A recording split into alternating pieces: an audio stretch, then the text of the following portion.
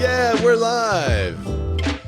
What's up, everyone? Welcome to another episode of This Week in Real Estate, hosted by yours truly. I'm Ray, and this is This Week in Real Estate. I can't see everyone in Clubhouse. I can see we're broadcasting everywhere. We're broadcasting on Facebook, LinkedIn, YouTube, Twitch, Kick, Instagram. We're everywhere. So thanks to everyone for joining us today. We have a lot of news to cover today, and it's Fed Day. So at the very end of our show, the Fed will announce his rate drop, and we'll see how much he's actually decided to drop. Some say it's going to be 0.5 point today. Some say there's no way it's going to be 0.5 point today. So I don't know. I hope it's 0.5 point today, but I have a feeling that since he's on his way out, he's just going to do 1/4 point because I don't think he wants to give this administration any love. But drop your predictions in the comments. We already have Matt LaMarche in the comments. Oh no, he says here but not here. He's interviewing agents today. I'll tell you what, Matt. Key question is, do they listen to This Week in Real Estate, hosted by the Bearded Men of Real Estate? If that's a no, I don't know that you can hire them.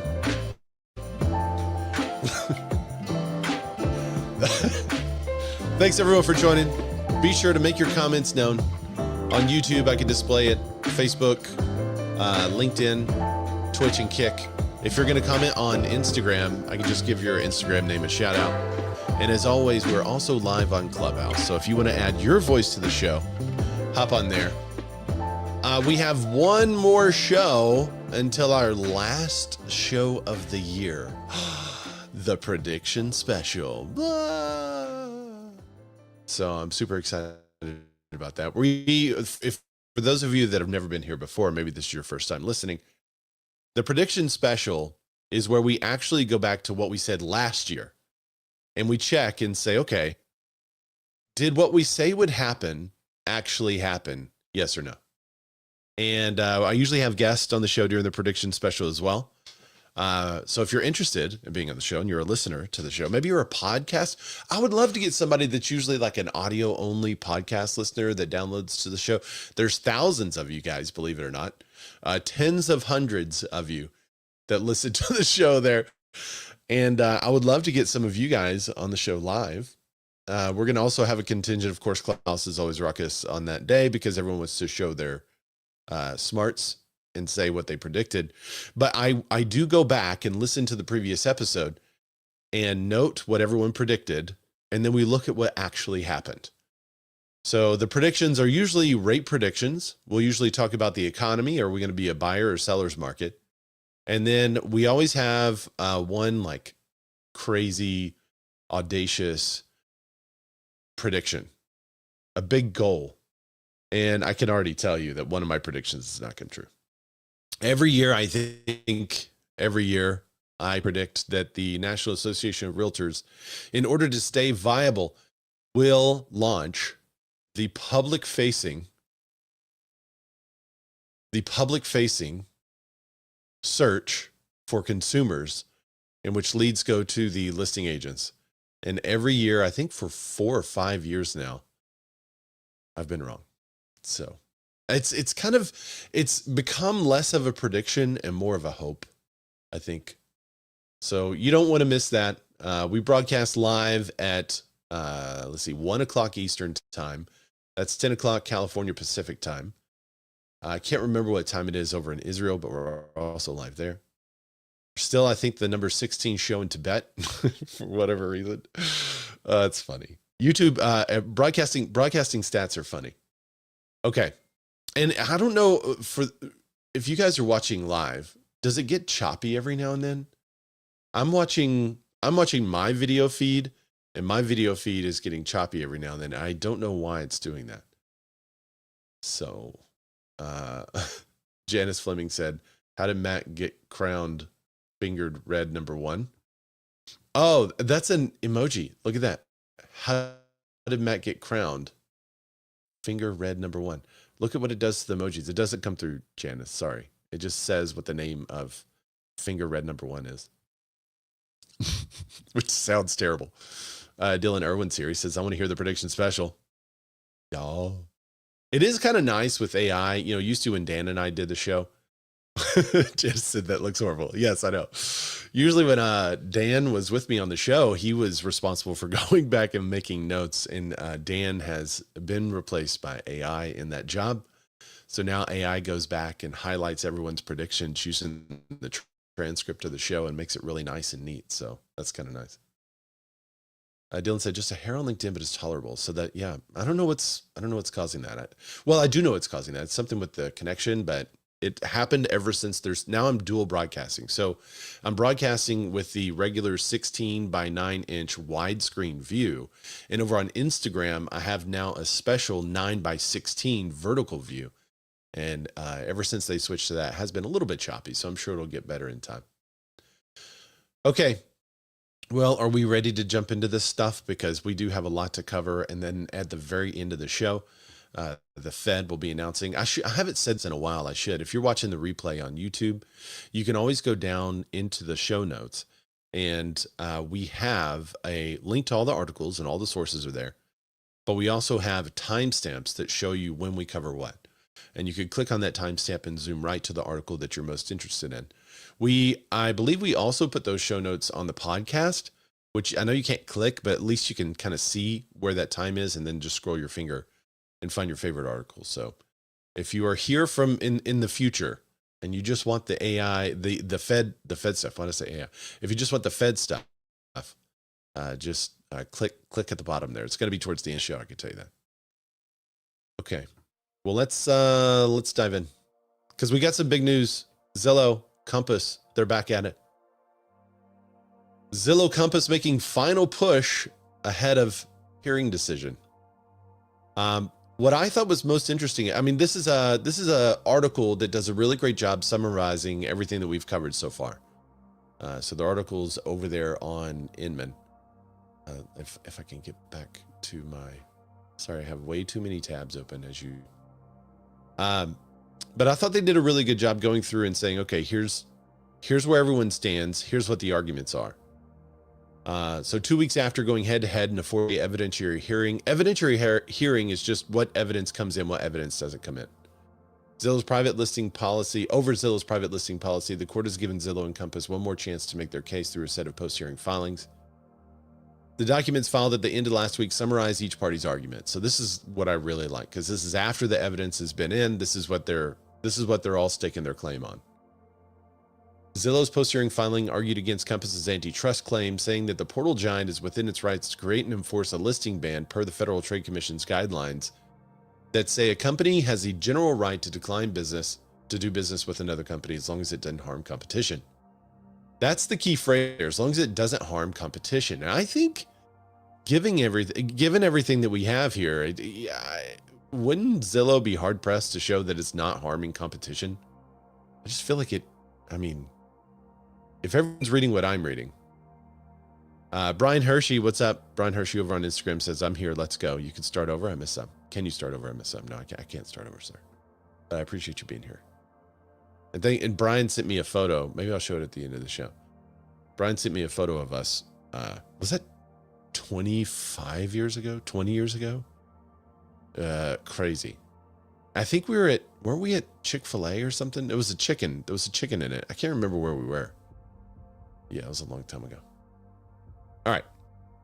Zillow said Compass's record-breaking second and third quarter financial results show the policy had no material impact on the brokerage's bottom line, and argued that if it had, Compass would have disclosed as much in its Securities Exchange Commission filings. So basically, Zillow's argument is, well, you say this hurts business, but you guys have had a record year. And you should have announced this in your earnings filings, and you didn't. So therefore, it must not make that much of a difference. And you didn't talk about it when you had the proposed acquisition of Anywhere. So Zillow's making the argument that if this does hurt your business, then why didn't you say so? Which is interesting. And they're basically using the investor speak that we all talk about, those investor calls. They're basically using those investor calls against them, which is interesting. Now, I think Compass could argue, well, the impact hasn't been completely thought through yet because we're currently suing about it. And also, not all the public knows about this information, but as soon as it gets out there, it would. So I think it would be a fairly easy argument to say, look, this just happened. The portal also argued, Zillow, the portal also argued that any decline in Compass's 3-phase marketing plan, which sees some listings begin their life cycle off market, doesn't necessarily mean that the brokerage lost listings. It only means that the sellers were given their options but decided not to take that route. Zillow said it didn't coordinate its policy with Redfin, whose CEO Glenn Kelman learned of it one business day before the public announcement on April 10th. Redfin announced its own version of the rule April 14th. However, the company leaders decided not to enforce it. So 4 days after Zillow announces theirs, Redfin already has a plan in place to do the same. And supposedly there's no collusion there. Zillow said the policy actually benefits the market by preventing the fragmentation of listings, which would harm home buyers and sellers who rely on timely, accurate market information to make decisions. All right. The portal said the preliminary injunction against its listing access standards, the policy's official name, would harm home buyers and sellers who benefit from listings being displayed in the broadest possible audience. Okay, so let's parse this phrase. A preliminary injunction against the listing access standards. In other words, saying like, hey, you guys might have a right to do this, but we need to figure it out in court, and you can't currently do this now. So go back to the way you were. That's what the preliminary injunction would do. And the reason why Zillow says that the preliminary injunction would be a bad thing is because it would harm home sellers and buyers who benefit from listings being displayed and marketed to the broadest possible audience. But their action is actually taking listings off the market. So their action doesn't match what they claim is the benefit of not going the preliminary injunction. Now this is rich. Zillow said the preliminary injunction against listing access standards would infringe on its First Amendment rights. What? By forcing it to display content that violates its values.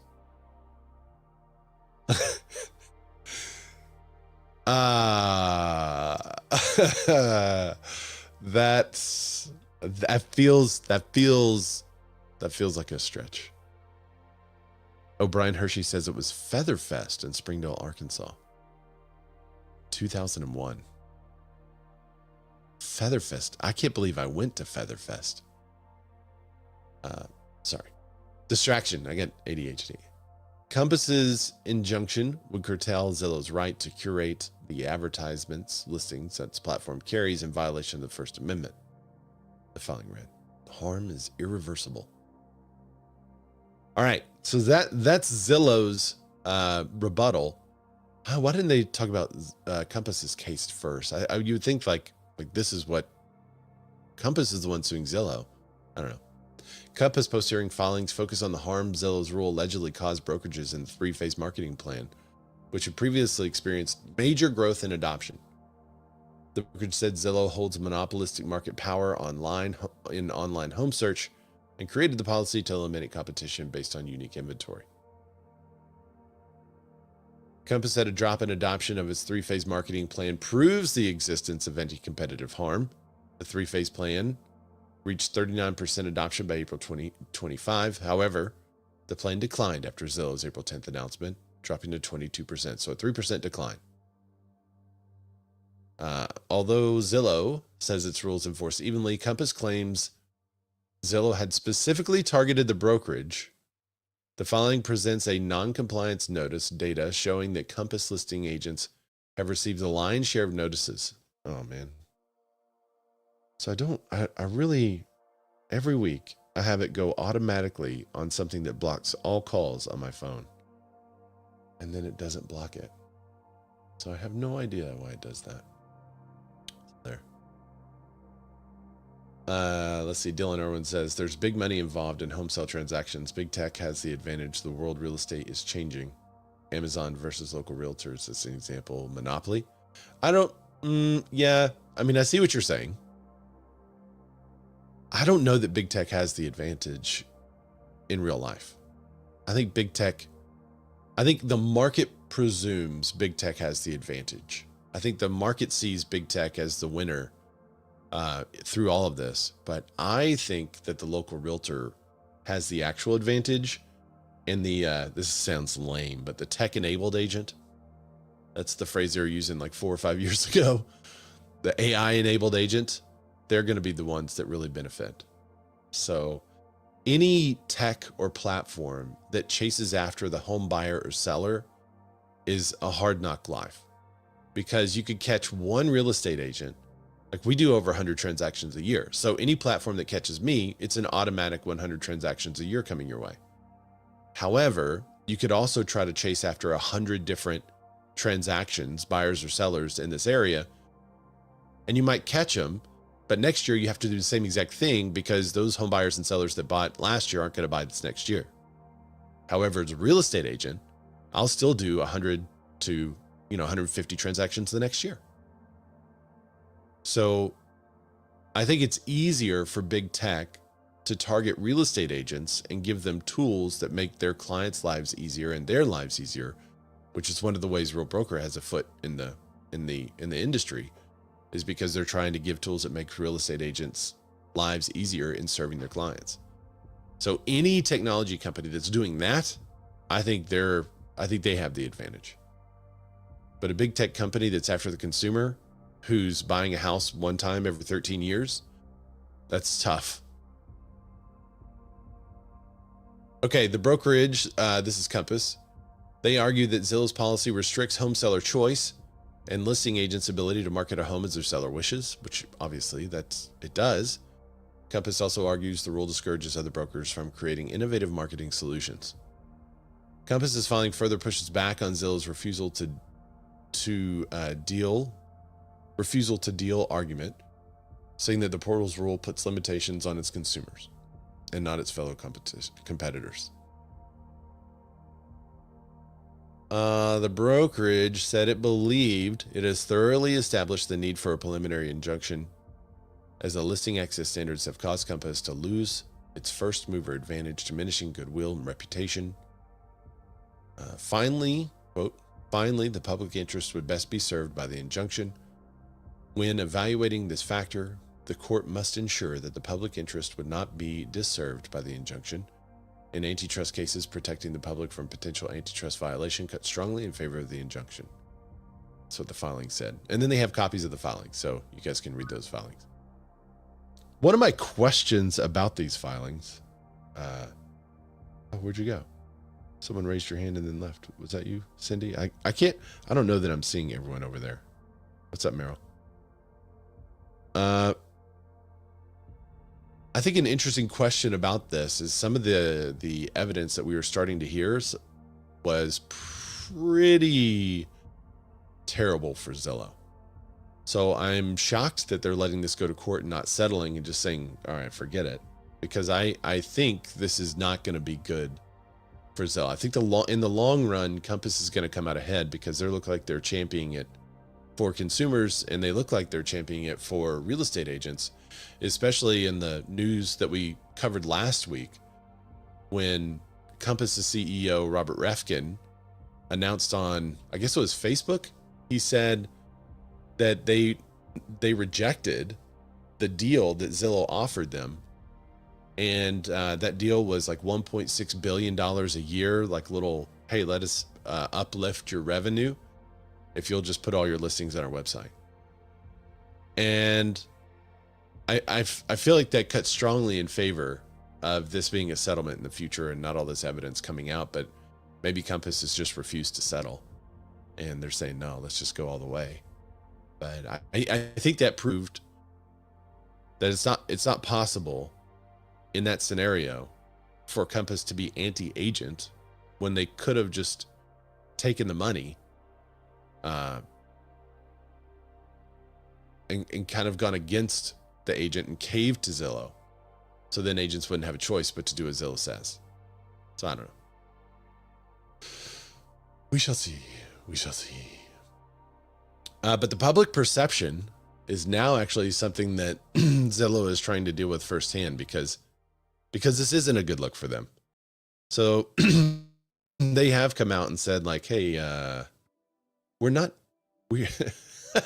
should have used just thought of this on the thumbnail for this show.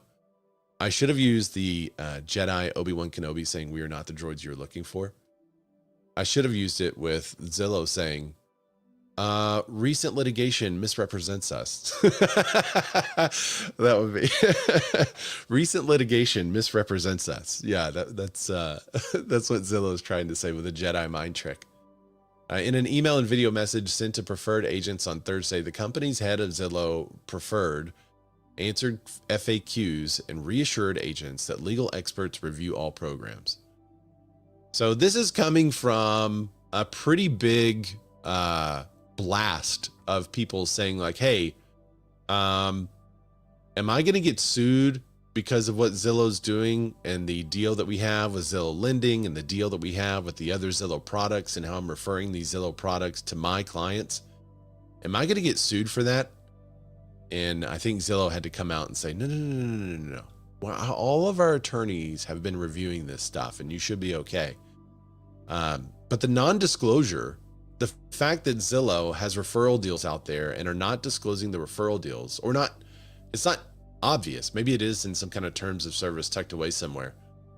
But the fact that that's not been disclosed and is just like a seller not disclosing that they're paying the buyer's agent, I feel like that's pretty clear grounds for a Sitzer-Burnett type of lawsuit to get some legs.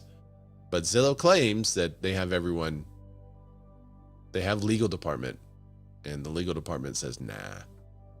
So the real estate industry's best known portal has been under a lot of pressure after becoming the recipient of lawsuits over alleged copyright infringement, broker kickbacks with its mortgage arm, deceptive flex agent tactics, and antitrust violations. Now it appears that some of Zillow's partner agents, once known as flex agents, and now its preferred agents, may be getting a little spooked by all the negative headlines. It's more than negative headlines. It's people that have looked at all this and have said, hey, you guys are going to get sued. So be prepared to write the check. I think that's what Glenda Baker said. Be prepared to write the check. Hinman learned the company on Thursday sent out an email for clarity and reassurance regarding the litigation. On Friday, the video from the email was published on Zillow's agent-facing website. Zillow declined to comment further on the message. You want to take a look at the video? I have to, yeah. Let's take a look at this video. I have to reshare the video with share screen, a message from Zillow's leadership with audio included. All right, here we are. All right. What's up, Adam? Adam Johnson said, in other news, Zillow buys Compass. Yeah. Zillow buys Compass / anywhere. Yeah. It is interesting to think about how much money they have. They just turned profitability recently. So cash on hand would be a bit of an issue for them, I think, for that. Okay. Let's watch this video together. Let me turn down the background. Let's watch this video together and see what this message from Zillow is. This is from Zariah Washington, the Senior Vice President and General Manager of Zillow Preferred. I wanted to take a moment to speak to you directly about the recent lawsuits and headlines surrounding Zillow Preferred and what they mean for you. I know this has created concern and uncertainty. I've also heard your questions about risk, stability, and how this moment might impact your teams and your business. Let's sped her up just a So I little bit. want to acknowledge that up front. You deserve clarity, so let me be straightforward. The claims in these lawsuits are false. So they got 20 minutes in before they got to or 20 seconds in before they got to the claims are false. And fundamentally mischaracterize how Zillow Preferred operates. Everything we do starts and ends with a consumer. Buyers and sellers deserve choice and who they work with and transparency throughout the process. And that has been core to our model from day one. Zillow Preferred is built on a strong compliance. Do y'all feel like this is AI? I feel like this kind of looks a little bit like AI. I did speed it up to 1.25, but the mannerisms and everything are a lot like my own AI avatar that I use. Thomas Canada. Wait, Thomas A. Canada on Instagram said, Netflix is buying Zillow. Go full circle. It doesn't feel authentic. He said, yeah, I know. Now I did speed it up, but even before I speed it up, I thought this feels very much AI. Let me see what the commenters are saying over on the. Okay, yeah. Here, let's go this. Foundation. We operate in a heavily regulated environment, and we design our programs with careful consideration of the rules, including RESPA. We regularly review our processes with internal and external experts and collaborate with these legal experts. Is processes the correct plural form of the word process? And I'm not asking the Canadians because I know what y'all say. Process. Y'all are all about the process. Oh, that's a big boy Bill on YouTube says most likely an AI script. Yeah, that's a good point. Adam Johnson said, in other news, Compass does a hostile takeover of Zillow. I would more believe that. All right, let's keep going.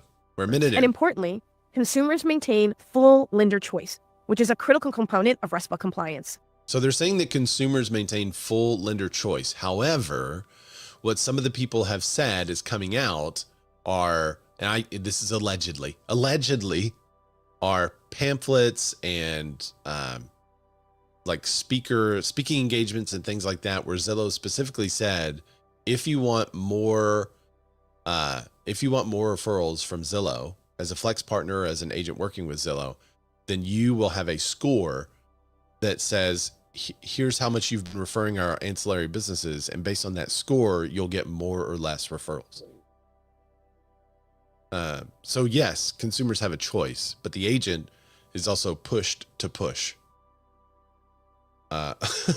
Thomas says, I'm not Canadian. It's just my last name. Wow. That's cool. Thomas. So is it a Canada then? Is your last name not Thomas A. Canada, or is A your middle name? Because that's pretty great, actually. All right, let's keep going. She says, which is critical component of RESPA. Zillow Home Loans remains a competitive option for most clients, and we are consistently enhancing the experience to better meet what consumers want and expect. Okay, what agents have said is that the Zillow program is not that competitive. And some, I believe in one of the filings, but I could be wrong. It could just be the people talking about the filings. But agents have said that the Zillow loan program was not competitive and was even worse than a local lender option. Let me be clear. Our job is to earn. Let me be clear. Let me be clear. That's total Barack Obama. That business. While we have reason to believe some of these lawsuits and headlines are competitively motivated, that is not what matters or where I want to put the focus today. What matters most is supporting you, protecting your business, and ensuring we continue to operate in a way that's compliant, transparent, and squarely centered on consumer choice. See, she said complying it. Complying it sounds like an AI misstep. Did y'all hear that? Business and ensuring we continue to operate in a way that's compliant, transparent, and squarely centered on consumer choice. We've already connected. Maybe she just has a northern accent, and I'm Southern. With the named partners, and we'll be supporting them through this process. And for any partner who is named in either of these suits, we plan to enter into a joint defense agreement. Okay, so yes, there are named partners in the lawsuit. So the named partners are some of the flex agents. And they're saying we will enter in a joint defense agreement, which is interesting. And I think flex partners that take that deal may not like the outcome, because, there's been a joint defense agreement for something like NAR, right? Wasn't that a joint defense agreement that all the brokerages were like, yeah, they can represent us. And then they failed and we paid them $4 billion. But I think the joint defense agreement may not be advisable, because it may behoove some of those flex partners to turn on Zillow.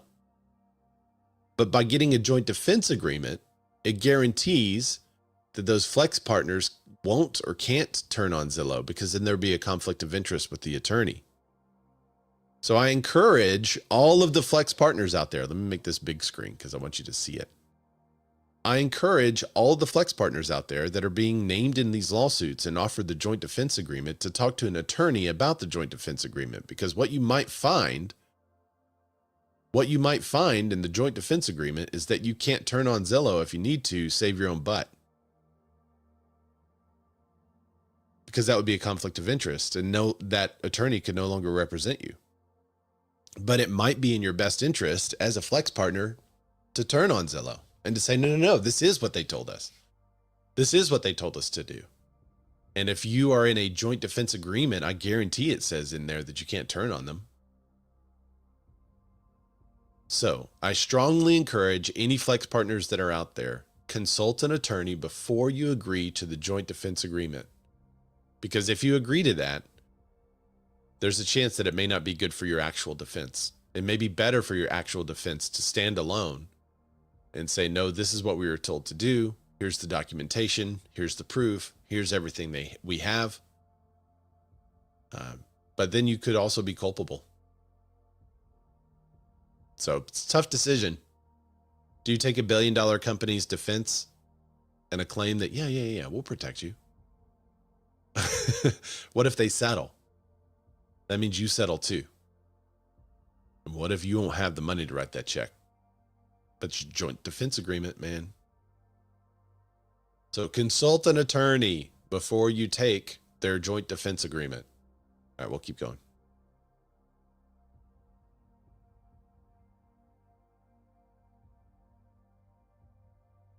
I think that means, oh, I forgot to reshare. Hang on. I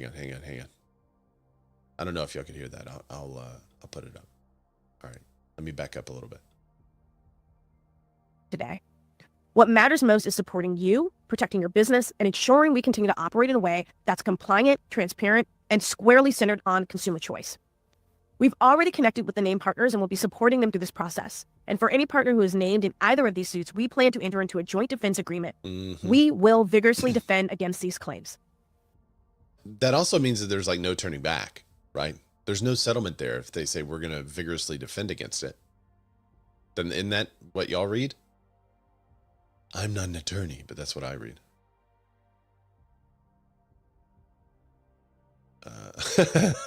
Cooper Skelton said, didn't Big Tobacco say the same thing? Yeah. Nothing in these filings changes how Zillow Preferred operates today or how you serve consumers. We believe the program delivers the best outcomes for buyers and sellers, and we remain committed to it. I take seriously the trust you place in us. You rely on us not just to deliver high-intent connections, but to do so in a way that protects you, your business, and your clients. And while I can't predict every twist and turn that comes with litigation, I can tell you this with confidence. Zillow will support and stand by our partners throughout this process. We'll keep you updated as things evolve. Your growth advisors now have updated resources and FAQs so they can support you and your teams with clarity and confidence. More than anything, I want you to know how much we value your partnership. Zillow only succeeds when you do. And we are committed to standing by with you through moments of industry uncertainty and beyond. Thank you for your continued partnership. All right, so there it is. Zillow is going to stand by all of their partners. Oh, the quality's low. That's why. I thought maybe some artifacting around her head and hair meant that. I'll just replay it kind of in the background while we talk about it. But I thought maybe some artifacting around her hair was more indicative of AI, like you see it over here on the left. And it could be, but it also could be a poor green screen usage. But yeah, like this is all kind of blurry lines, which that's also what you see with hair on AI, but I don't know. I don't think it's AI. I think it's more what somebody said in the comments on Instagram. It just doesn't seem authentic, as Thomas A. Canadia says. Dylan Irwin says, risk management, if something is misstated or false misinformation, they can say it's AI's fault. No, I couldn't say that. You're responsible for the AI you put out. So I don't think they could get away with that. I'm going to display more of your comments. I'm going to move myself out of the way first. Let's go back up here. Third-party companies have increasingly used home inspection software as a gateway to capture referrals, embedding marketing and lead generation and contractor networks directly into the inspector's workflow. I don't think that's a violation. I think that would be okay. It's just marketing together. I don't have any problem with that. The problem I have is when the real estate agent says, no, you should use this. You should use this lender. This lender is the best lender. And they're getting a huge kickback from that system in that they get more clients. That's the problem I have with it. Let's see. Cooper Skelton says, didn't North Carolina legislatures say that they're going to go after any real estate agent associated with Zillow Flex and suspend their license? Really? I didn't see that. North Carolina real estate Flex. And we'll go to news. I didn't see that one. If you know where that is, send me a link to that. I'd love to cover that. That's interesting. Huh. Okay, so there it is. Zillow says that they're going to stand by their Flex partners, offer a co-defense. Like I said, guys, if you are named in this lawsuit, if you happen to watch this show, which I do know a couple of Flex partners that watch the show. If you happen to watch the show, get your own legal defense. Do not rely on a co-defense, or at least have somebody look at what they're proposing, the defense package, I guess you could say, before you agree to it. It's just good business, you know. The video largely seemed to address the allegations levied in the recent class action lawsuits over kickbacks and misleading practices with the preferred agent program. Zillow claims these lawsuits are false and fundamentally mischaracterized on how Zillow operates. It's just restating the video we just watched. And yeah, there's nothing else in there. It's very long though. On one frequently asked question Zillow addressed in the email was whether or not the agents put themselves at risk by participating in the Zillow Preferred. The company replied by saying it can't predict every legal development. Yeah. But maintains that its business model is misrepresented. Interesting. Consumers make their own choices to avoid any behavior that might come across as steering. Zillow urged agents to follow their brokerage guidance. So document places where consumers make their own choice. It's interesting. They're basically saying, no, all of our documentation and everything says that we haven't done anything wrong. And yet a lot of people have come out and said, well, despite what their documentation said when they were at this presentation, they said that we get scored by how many ancillary services we suggest our clients to. So it is kind of quid pro quo. Living in Columbia, South Carolina. What's up? I wouldn't be surprised because North Carolina doesn't play around. They kicked open door out of the state for a while. Wow, really? That is wild. Yes. Y'all send me the link. Any links that you have. This is a good reminder too. Any links that you guys have. You can go to Ray Zorback on Instagram, RayZorback on Instagram, and send me that link, and we'll cover it during the show. So I should also mention, if you guys hate the show, be sure to subscribe and hit that bell so that you can hate on it live. You'll be notified live whenever we go live. So subscribe and hit that bell, because there's no better way to hate on the show than hate on it live. All right. So yeah, we'll see what happens. I'm a little nervous for my friends in the Flex program. I think they're going to wind up writing big checks. So as soon as class actions get all revved up, I am a little nervous for you guys. So let me know what happens. Redfin says it won't follow Zillow in removing climate risk data. This was a not so big article that we covered last week, because I thought, yeah, surely this is like normal. Why in the world would someone even have climate risk data on their website? Because they're at risk of lowering the value of some properties and then being liable for that, right? But Redfin says it won't follow in Zillow in removing the climate risk data. So they think it's worth it to have it on there. That's the takeaway from Redfin's latest report, which found that homebuyers flock to climate risk data after natural disasters. The national click-through rate for its data rose after hurricanes Helene and Milton, 3.3% to 4.1%. Los Angeles wildfires, 3.5% to 3.9%. The Texas Hill County floods, 3.3% to 3.6%. So they get about a 4% boost of clicks on their website. So because they get that boost, man, they don't want to remove the information, even though it may be inaccurate. Redfin on Tuesday reaffirmed its commitment to keeping climate information on its listings, saying in an email to Inman that the company will not be changing the way it displays the climate risk data, even though Zillow opted to remove it.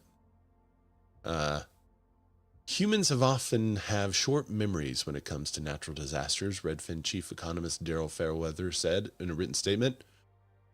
A major fire or storm can jolt home buyers into paying attention to climate risk because the event feels fresh and it's likely to happen again, but urgency is fleeting.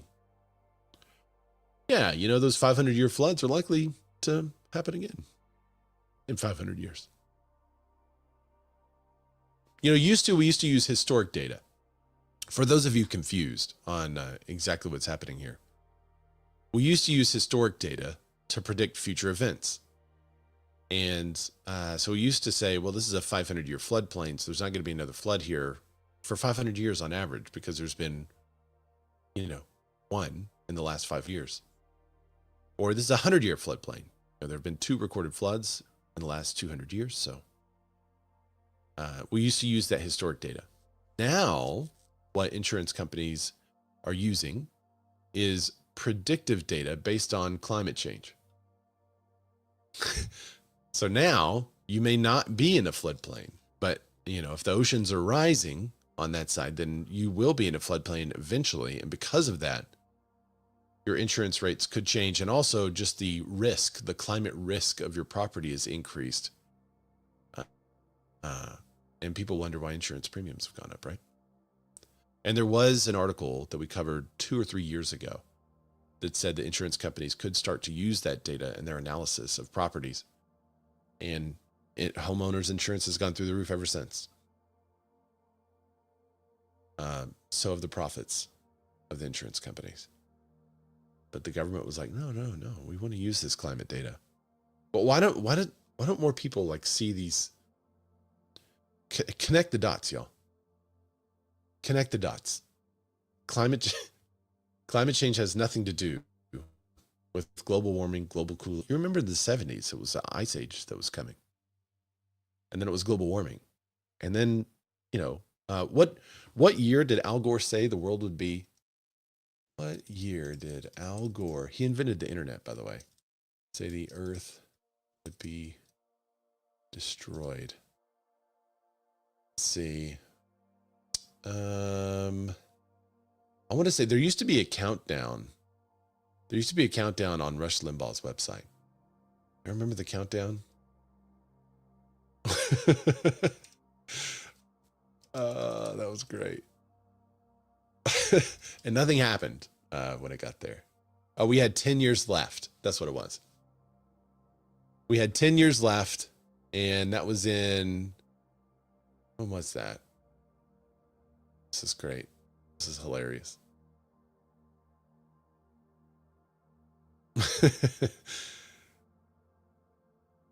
Let's see. Yeah, it's already passed. 10 years is up, it says. From the day that Al Gore said we had 10 years left, Rush Limbaugh started a countdown. And then nothing happened. So it was January 27th, 2006. We'll begin the count. And then by January 27th, 2016, nothing had happened. So for years and years and years, everybody's been predicting the apocalypse. And it's just not happened. Consider the source. Al Gore, is that what you're saying? Yeah. But what has happened is the threat of all these climate changes has allowed insurance companies to necessarily skyrocket their rates and affect people now. It's affecting for us for generations. So I don't know about all this. I think there's some changes that could be made. I'll leave it there for now. The average buyer's agent compensation, though, that's gone up. Your browser has lost connection to your screen share audio. Oh, that's fine. I don't want screen share audio on this one. The average buyer's agent compensation has risen slightly since the new NAR rules went into effect. Oh, it says the word commissions. More on that later.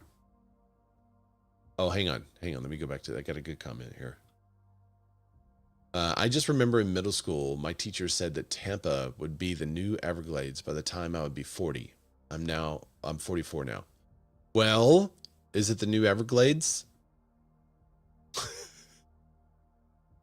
I can remember so obviously I'm from Arkansas. I went to high school in Arkansas and school in Arkansas.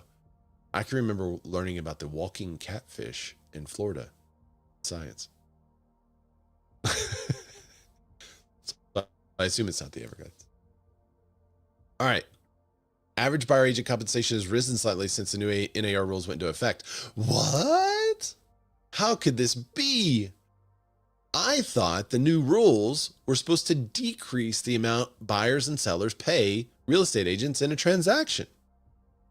And you're telling me that that number's gone up? How could this ever happen?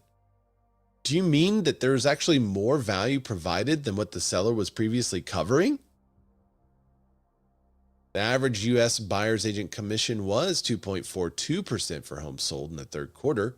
That's up from 2.3% a year earlier. Commissions were virtually flat on the second quarter, 2.43%, leveling out after minor upticks in 3 consecutive quarters. Commissions are higher now than when the NAR rules went into effect. You know who's really broken up about this? Catchmark.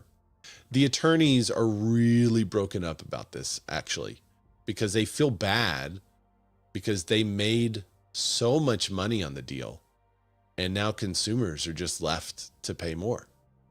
And from what I understand, they're really trying to do what they can to represent buyers and sellers again in a lawsuit. Because they got to make this right, you know. They tried one time and it didn't work. The third quarter marked the anniversary of the new commission rules that went into effect August 2024, and the average buyer's agent commission fell to a low of 2.36% that quarter, but has nudged slightly higher since. If demand were high and homes were selling fast, I think we would see more sellers offering a lower commission to buyer agents. But now the market is so much slower and buyers have negotiating power over sellers. If anything, the buyers can ask for a higher commission and their agents, knowing that they may be the only offer on the table. What?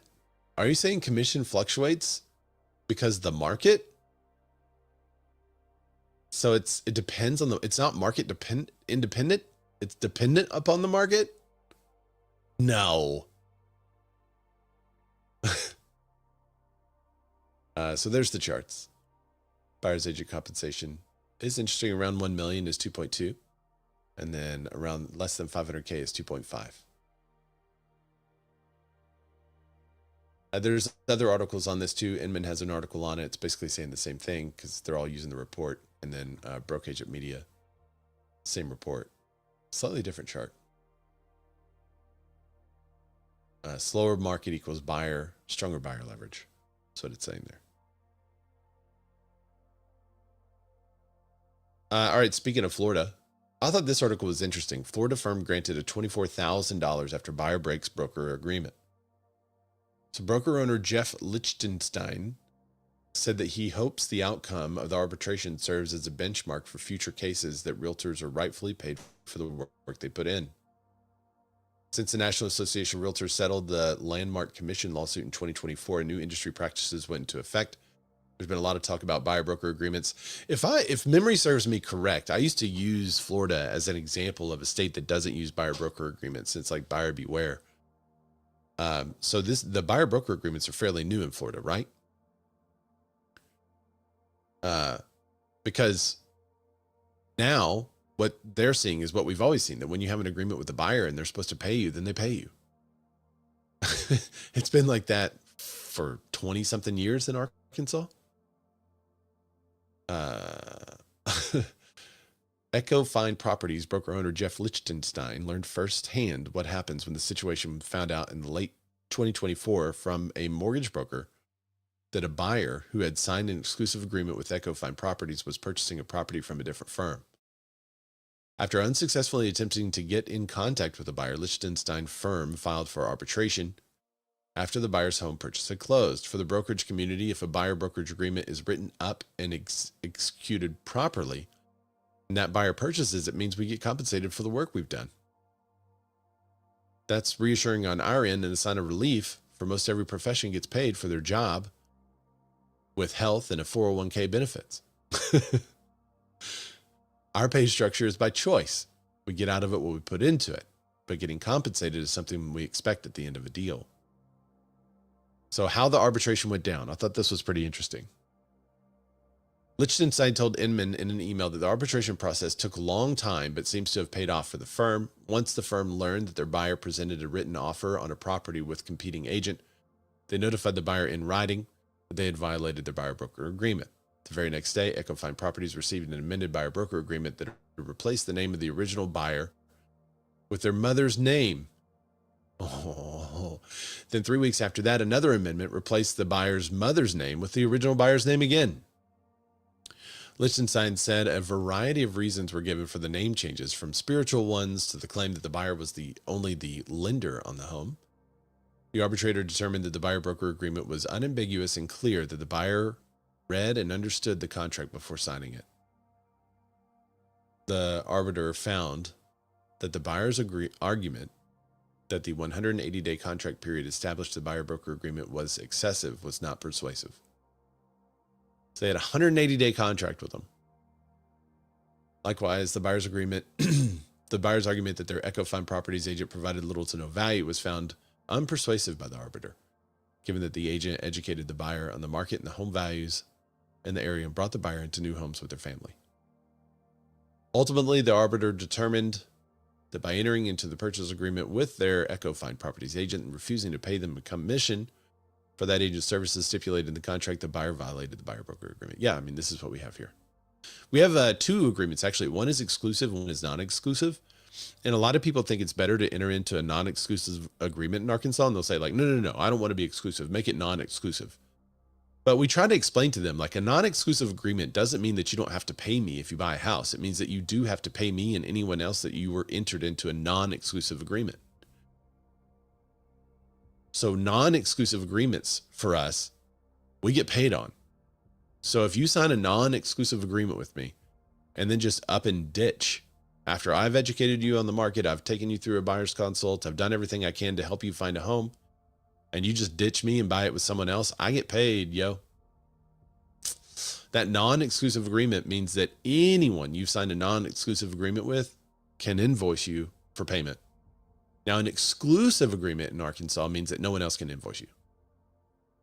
If you've signed multiple exclusive agreements, number one, you're an idiot. Number two, that would be for the courts to determine exactly what happened. So, yeah, interesting, huh? We only use exclusive for the most part. There are some investors that we use non-exclusives for because we understand that they have other agents, and we'll specify the area that we work with them. But yeah, it's fascinating.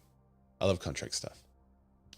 I actually watch court in my down. And like, I'll have like a court case happening because I just like hearing the legal arguments on stuff. Anyone else? Is it just me?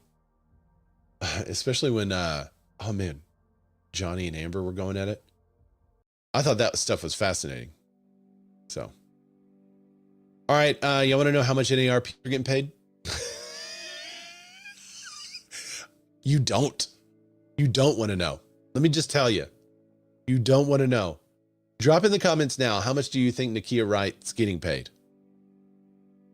How much is the, what's the CEO of NAR getting paid? Drop in the comments. If you're on the replay crew, drop it in the comments. We'll come to it later. So I love Broke Agent Media's take on this because it's like, it is no gloves. Inside NAR's 2024 spending, what the new Form 990 reveals. NAR's 2024 Form 990 reveals how member dollars were spent, including executive salaries, contractor spending, and major line items at the association. Every year, BAM digs in. Yeah, they do.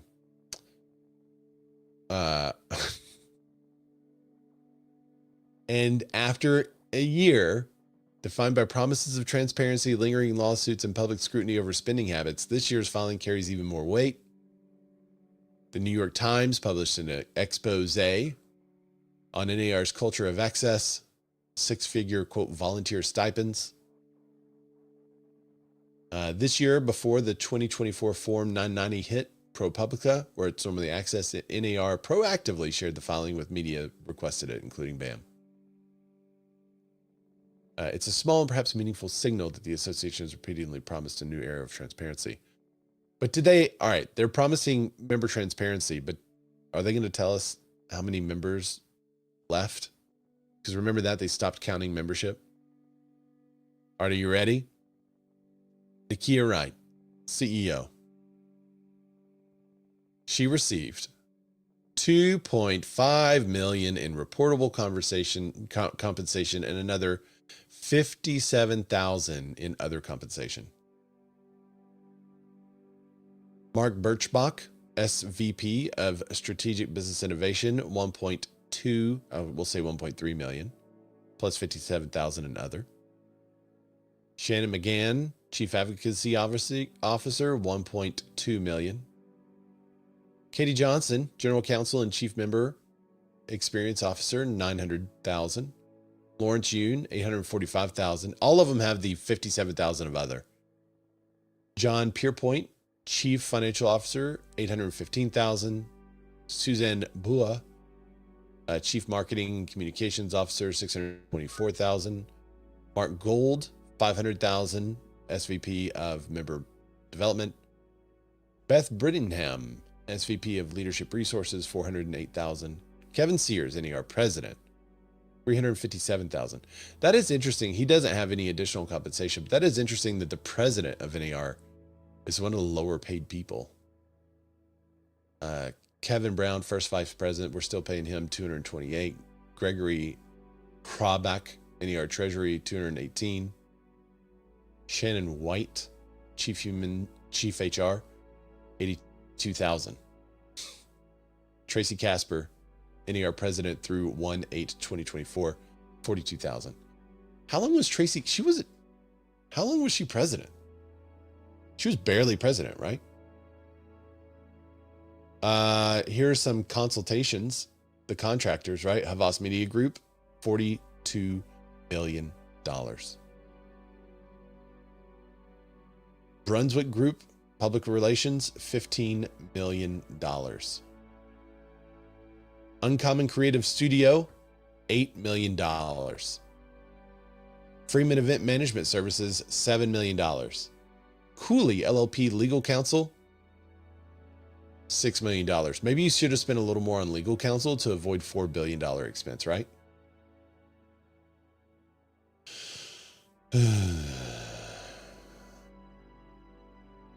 And then they go on to talk about the revenue, how much they took in, basically 350 million.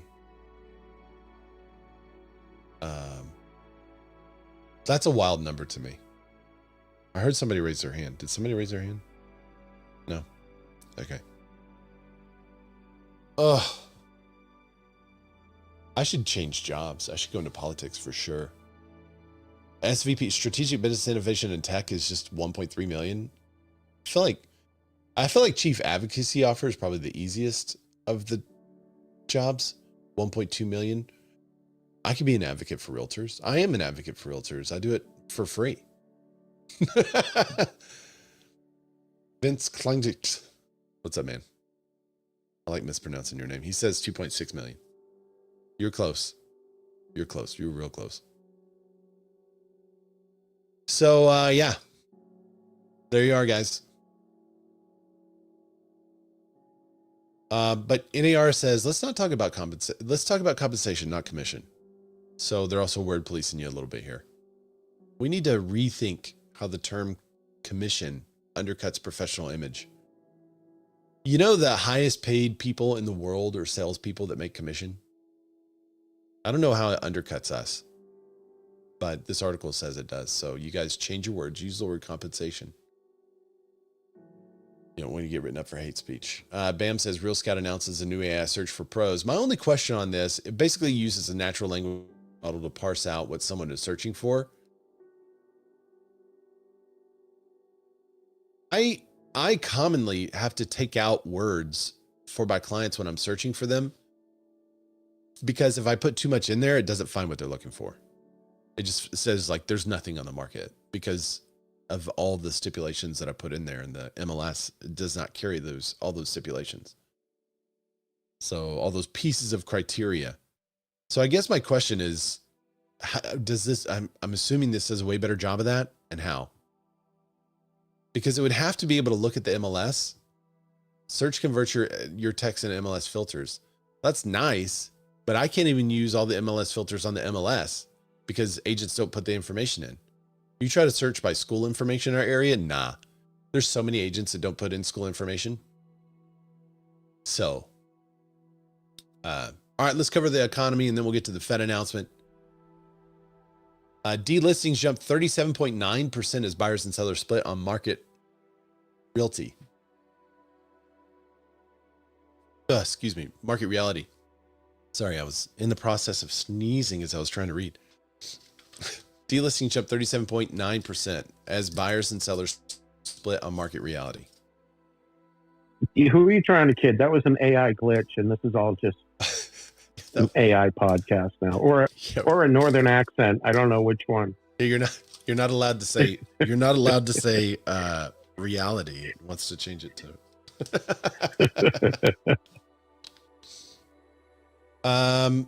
All right, so buyers and sellers making strategic moves, but everyone's pulling their house off the market, 37.9%. The year-over-year comparison is what I'm most fascinated by here, because you could say 37%, but in reality, like how does that compare year-over-year? Where is it? I know it's on here somewhere. Hang on. Delisting activity is always big during Christmas. I thought it was on here. I'm not seeing it though.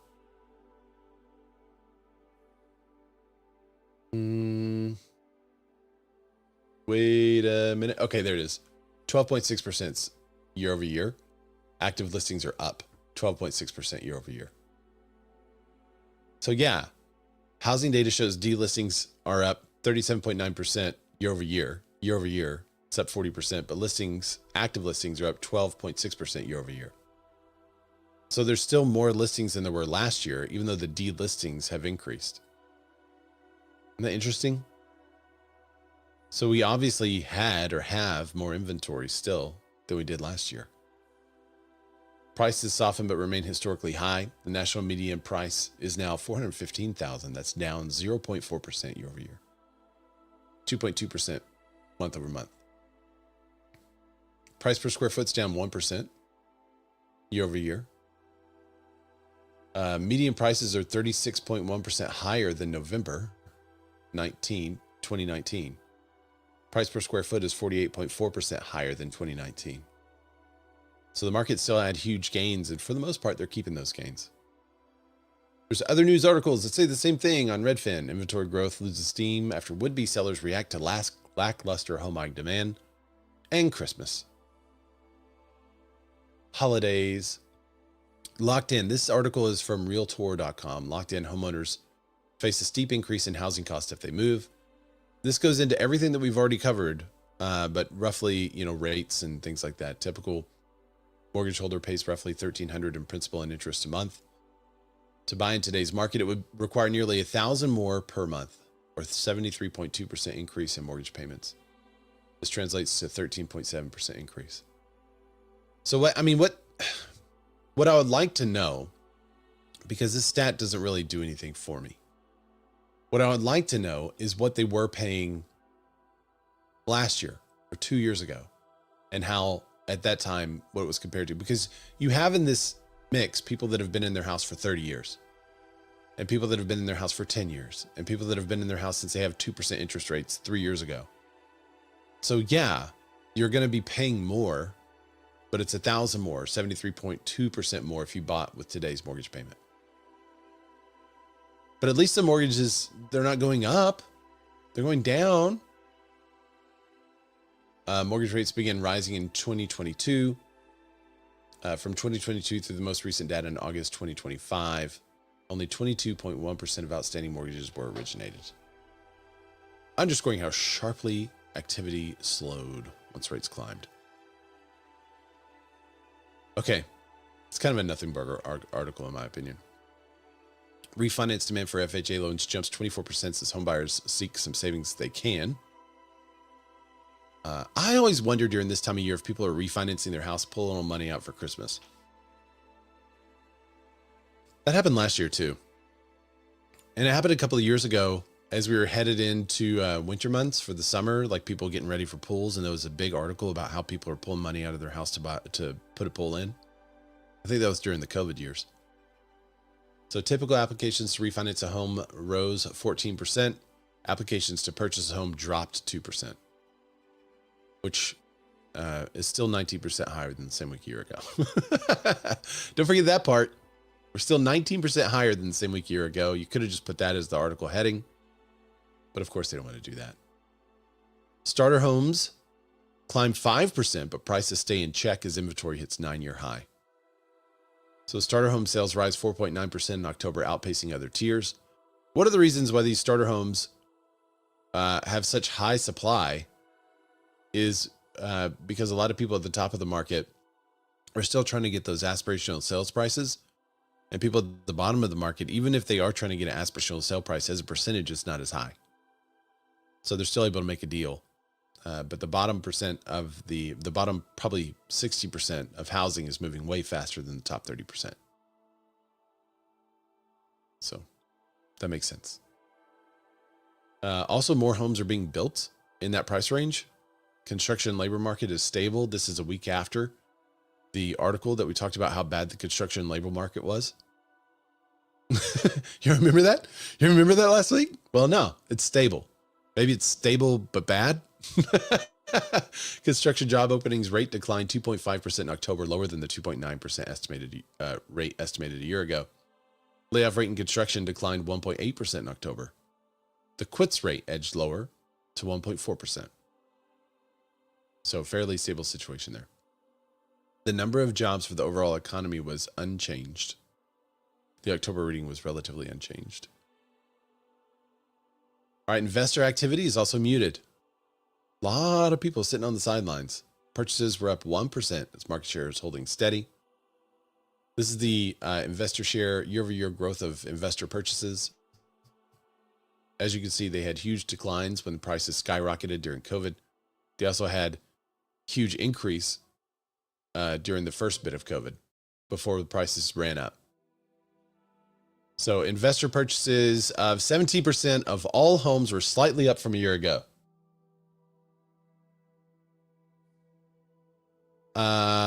So mostly unchanged investor share.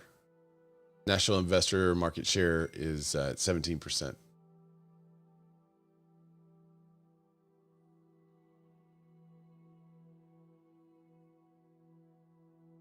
Saying, oh, what just happened? Everything just switched off and back on. That's weird. Hopefully I'm still broadcasting. Yeah. So you are on Clubhouse. Okay. Yeah. That was true. I heard and everything switched off and then came back on. So I don't know. That would have been a bummer, huh? Yeah, I know, right? I haven't even got to the Fed announcement. All right, a couple of interesting things that I want you guys to look up for later. Walmart and Alquist strike a landmark deal, jump-starting 3D printed commercial real estate. I think this is one of the best applications of 3D printing yet, because there's so much. You could use alternate materials in commercial construction way faster than you can get it to residential. But then by using it there and perfecting it there, you could bring it to residential kind of polished. But at the same token, commercial real estate deal volume drops for the first time in nearly 2 years. And I don't know if that's because commercial real estate is starting to go back up in price and people can't get the deals they want. I don't really know exactly what's causing that. It's the first month of negative year-over-year transaction volume growth in the sector in nearly 2 years. So the recovery has been slow and bumpy, much like interest rate policy. After gaining significant momentum coming out of the pandemic, this last year has been rough. October was the first month of negative year-over-year transaction volume.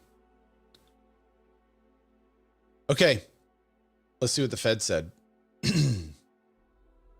I gave them enough time this time to read to write the whole article. Here's what changed in the new Fed. Oh, wait, hang on. I got to get the news bumper. Here we go. Breaking news from This Week in Real Estate.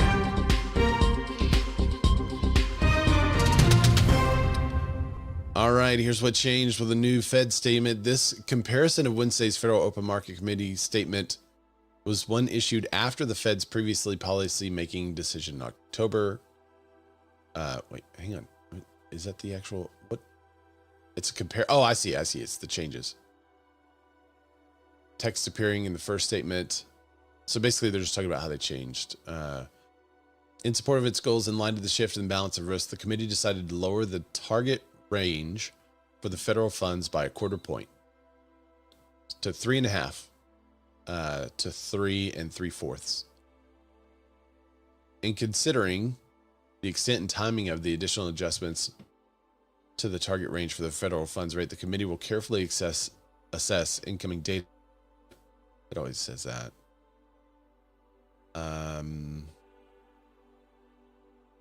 They took out the sentence that said the committee decided to conclude the reduction of its aggregate securities holding on December 1st. So they took that out, I guess, because the date has passed. The committee judges, this is a red section that's a change. The committee judges that reserve balances have declined to ample levels and will initiate purchases of shorter term securities as needed to maintain the ample supply of revenues in the ongoing basis. There you go. So we got a 1/4 point drop. Hopefully we'll see some, hopefully we'll see the actual interest rate. I know, guys. It's not directly related. It's corollary, kind of, but I know it's indirectly related. But still, hopefully the rates will go down. We'll see. But that is that's all I got for the show today, guys. Let me go. I gotta get my closing. Hang on. Yeah. So thanks everybody for joining us. I know it was a lot of news, but I appreciate all of you guys that contributed. Thanks for sending me the articles ahead of time. And I appreciate you guys for tuning in, especially for Fed Day. It's a fun day. Next week is the prediction special. So come with your predictions ready. We want rate predictions. Where do you think the rate's gonna land at the end of 2026? I want a market opinion. Is it gonna be a buyer's or seller's market? And how will it end? And then I want one prediction of something that may be kind of wild. What do you think is gonna happen? It could be political. It could be scientific. It could be about anything. So what do you think is gonna happen in the world? And you could also have an industry prediction like that too. But thanks everybody for joining, and I will see y'all next